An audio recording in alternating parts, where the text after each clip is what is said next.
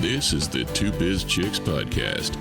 Each week, the hosts, successful CEOs Linda Rawson and Tamara Tran, entertain you with real-life stories that are guaranteed to empower, enrich, and enlighten. The 2BizChicks are both entrepreneurs, authors, and public speakers with many diverse life experiences that bring a powerful message to each episode. Hi, I'm Linda Rawson. And I'm Tamara Tran.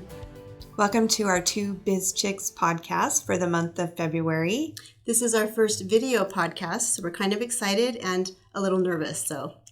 So stay tuned. It only gets better from here. Absolutely. In this month, we've had some interesting developments. We've both been super busy. Yes, we have. Our businesses are both growing. We're in a growth period. We're trying to determine that next direction about which way to go. And that requires a lot of time. It also requires a lot of creative thinking. And although we've, hit a few blogs and got a few Instagram posts out, our mission is we really want to help other women and minority business owners, as well as small business owners, learn, what we've learned. True. So let's start out by talking about relationships since it's February. We're going to call this podcast Love Your Relationships. Perfect. So let's go ahead and talk about business relationships. Anything you've learned this month about that? Not necessarily this month, but as I've been thinking about the podcast and preparing for it, I thought about a lot about the relationships we've created over the years with different businesses.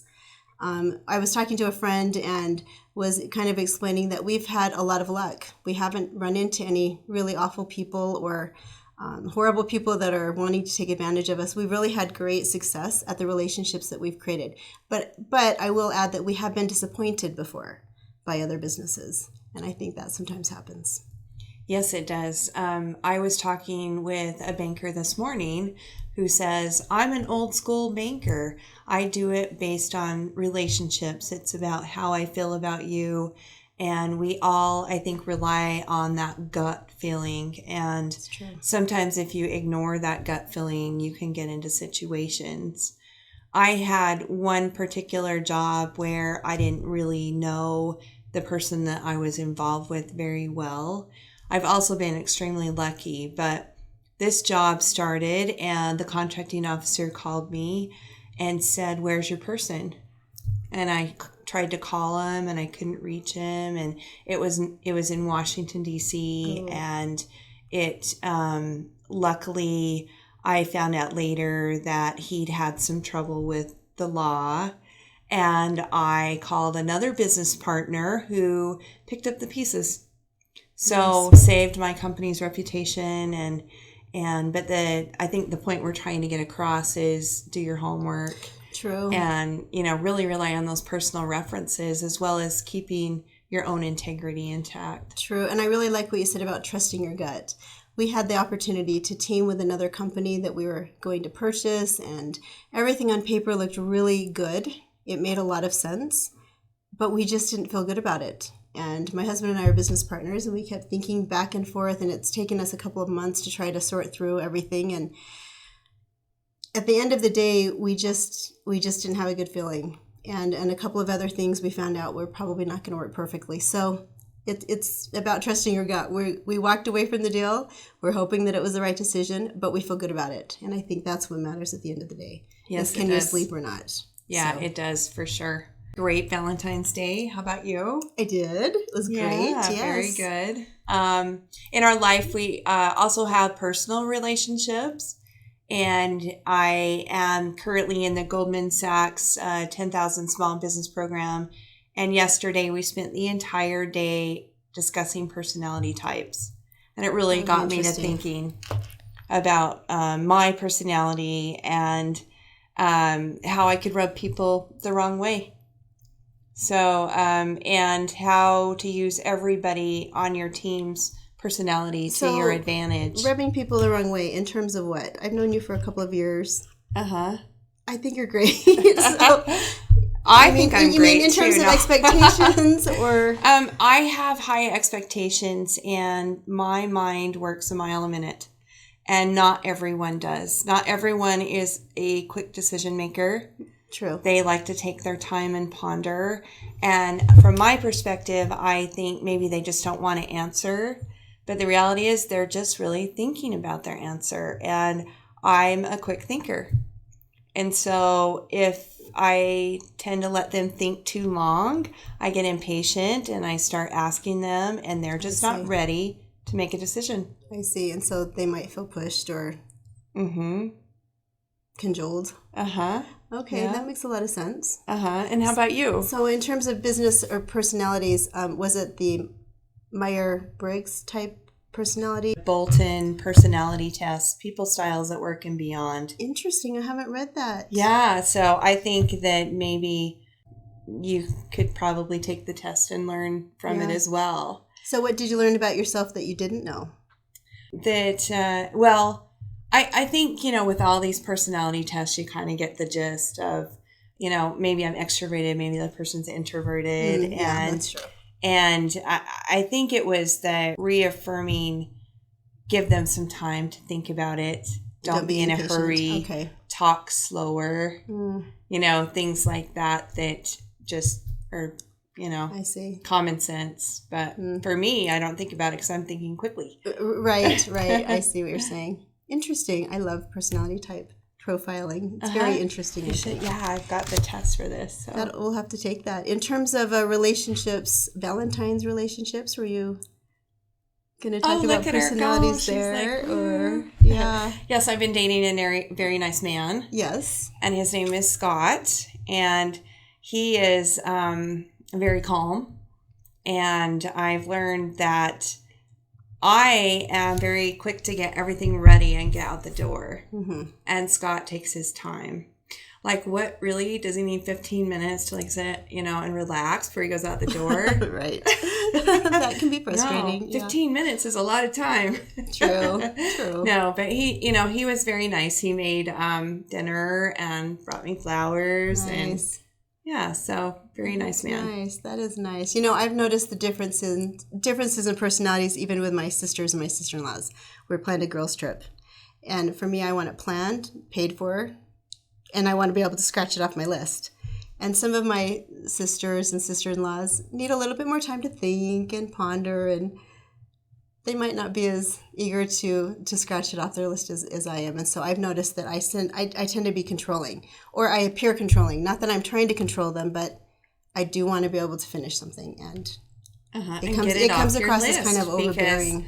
Your list is so big. Right, with so many things on our plate. Not that they don't have a lot of things to do also, but just some of us, I guess it just bugs us a little more. Anyway, learning to work with people and create relationships with people that have similar personalities, I think is a good idea. Or different personalities. Yeah, and different personalities is good also, because then we can learn from them, so that makes a lot of sense. I mean, there's people that don't have a lot of emotions, and they think more like a computer, and then there's people that are outgoing, and maybe some of those people want you just to be quiet for right now.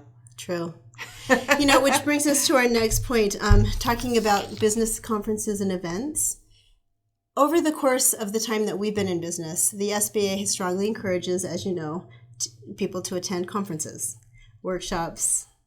There are lots and lots of conferences. If you Google small business conferences, you'll find a whole list of possibilities for you to attend. Over the years, we've attended quite a few of them. And I haven't found them to be incredibly helpful, other than you do get to meet sometimes some great people. What has your experience been? For us, it's been a lot of money and a lot of time away from the office. Yeah, I do agree that I believe you need to figure out if that conference is going to work for you. I've been looking a lot at, managing my growth and my vision and trying to forecast. And so I think you need to figure out from that event to maybe look at the attendees and figure out if there is a possibility of work coming out of that event, or if it is simply just a networking event. True. So, and sometimes that's hard to figure out, but if you're going after a particular agency or a particular type of work, are those people going to be at that event? Or is it, in Utah, a lot of times it's just a a family reunion. It's, I We see ran into all the the same people True. that I saw at the last thing. True, but I think So- on a local level, it's important to be seen at Yes, those things. for So sure. maybe it's not necessarily that you're going to obtain great information or great contacts, but other people see that you're there. They know you're still in the game. They take you a little more seriously on a local level, I think. Yes, I think local events are, and they're so Yeah, I few and think far they're good. between, you should be able to get to all of them. Yeah, that's true. When we've attended conferences in DC, for example, I think unless you're continually there and you're spending a lot of face time in front of the customer, in front of those potential business partners, it hasn't been incredibly helpful to us as a small business.